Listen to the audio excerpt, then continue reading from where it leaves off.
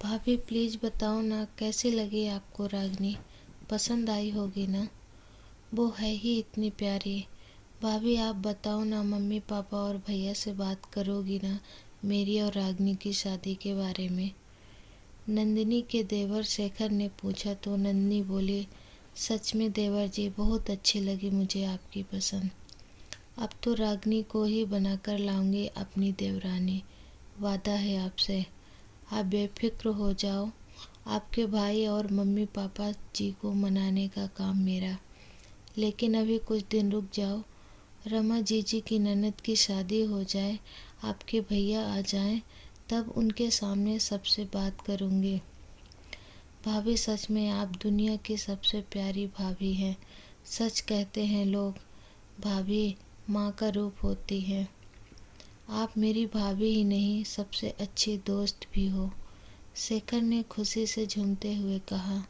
शेखर अपनी भाभी नंदिनी से अपने दिल की हर बात कह लेता था। दोनों हम उम्र थे तो दोनों की अच्छी बनती थी। शेखर के भैया गोविंद रेलवे में सरकारी नौकरी करते थे तो दूसरे शहर में रहते थे। पहले तो नंदिनी भी वहीं रहती थी, लेकिन अभी 6 महीने से अपने सास ससुर के साथ रह रही थी। 2 महीने पहले ही प्यारे से बेटे को जन्म दिया था। नंदिनी सोच रही थी, रमा जीजी की ननद की शादी पर जब गोविंद आएंगे तो उनके साथ चली जाएगी। अब तो उसने माँ जी से सीख लिया है कि बच्चे को कैसे संभालना है। और गोविंद भी तो बेचारे 6 महीने से अकेले ही एडजस्ट कर रहे थे। शेखर तेरे भैया का फ़ोन आया है। उनकी गाड़ी 1 घंटे में स्टेशन पहुंच जाएगी। मोटरसाइकिल ले जा और उन्हें ले आ।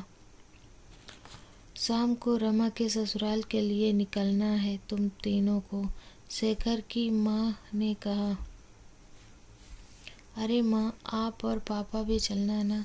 कितना कहा है दीदी की सास ने आप दोनों को लाने के लिए। अरे छोरा, दिमाग तो ठीक है। बेटी के घर का पानी भी पियो तो नर्क मिलता है, और तू अपने माँ बाप को शादी में ले जा रहा है अपनी बहन के ससुराल। नंदिनी की बुआ सास अंगूरी देवी ने कहा।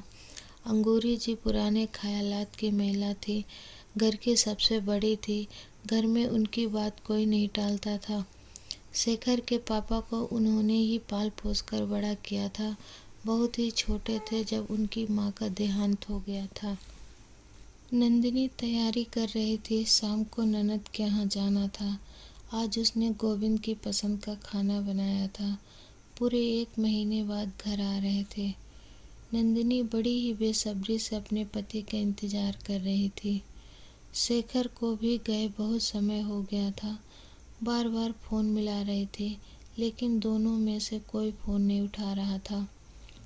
जैसे जैसे समय निकल रहा था, सभी घर वालों की बेचैनी बढ़ती जा रही थी। सबके मन में अजीब अजीब ख्याल आ रहे थे।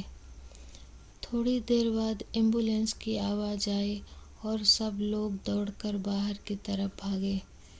एम्बुलेंस में गोविंद की लाश थी। ट्रेन पूरी तरह से रुक भी नहीं पाई थी और वह जल्दी में उतर रहा था, जिसके कारण वह हादसे का शिकार हुआ। शेखर के लिए अपने भाई को इस तरह घर लाना दुनिया का सबसे कष्ट का काम था।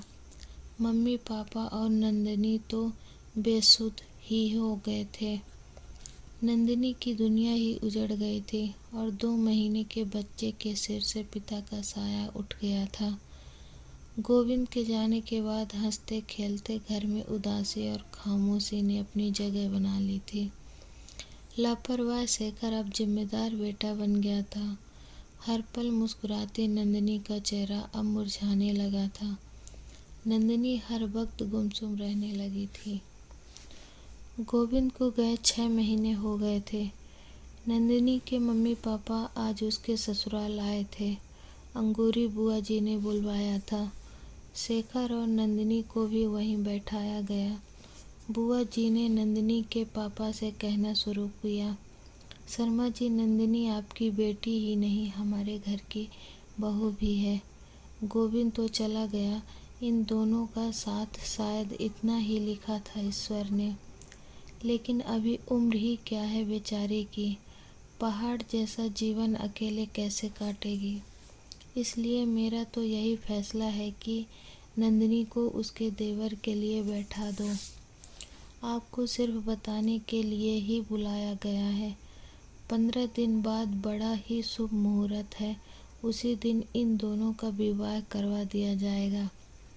आप कहीं ना कहीं अपनी बेटी की शादी तो करेंगे ही, कहीं बाहर जाएगी तो हमारे बेटे को भी साथ ले जाएगी। इसलिए अच्छा है घर में ही रहेगी और इसका जीवन भी संवर जाएगा। बरसों से यही होता आया है, इसमें कोई बुराई नहीं है। बुआ जी की बात सुनकर सभी लोग चुप बैठे थे। किसी को कुछ समझ नहीं आ रहा था कि क्या बोले। बुआ जी ने शेखर से पूछा तो वह चुप रहा, उसने कोई जवाब नहीं दिया। फिर उन्होंने नंदिनी की तरफ देखा। नंदिनी ने अपने आंसू पोंछे और बोली, बुआ जी आपके इस फैसले को मैं बिल्कुल नहीं मानती। शेखर भैया को हमेशा मैंने अपने छोटे भाई की तरह माना है। उसको पति का स्थान मैं कभी नहीं दे सकती। आप लोगों को मेरी फिक्र करने की ज़रूरत नहीं है, मैं ठीक हूँ। आप सब लोग हो ना मेरे साथ। शेखर मुझसे बिना शादी करे ही मेरे बेटे को पिता का प्यार दे सकते हैं, और भविष्य में कभी मुझे लगा कि जीवन साथी की आवश्यकता है और मैं मन से तैयार हूँ किसी को अपनाने के लिए, तो मैं आप लोगों को बता दूँगी। फिर उसने अपने सास ससुर से कहा, मम्मी जी, पापा जी, शेखर भैया की शादी 15 दिन बाद उसी शुभ मुहूर्त में होगी, उस लड़की के साथ जिसे वह पसंद करते हैं। रागनी नाम है उसका, इनके साथ पढ़ती है। मिली हूँ मैं उससे, बहुत ही प्यारी लड़की है। उसको ही मैं अपनी देवरानी बनाकर लाऊंगी।